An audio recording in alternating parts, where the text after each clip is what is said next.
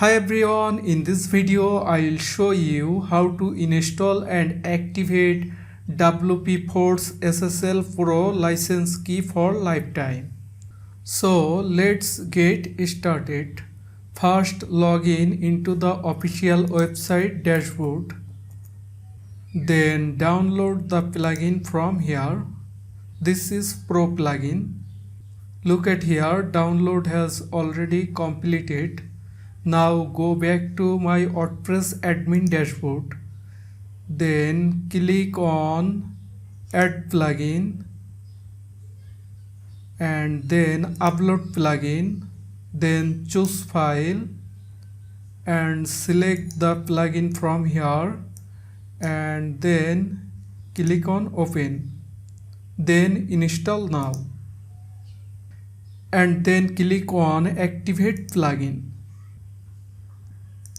So go to settings, then WP Force SSL.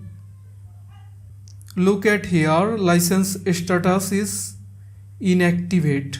So we need to enter the license key here. Now again go back to official website and then click on license and then copy the license key from here and go to WordPress admin dashboard and then paste the license key here and click on save and activate license. Look at here, license status activate.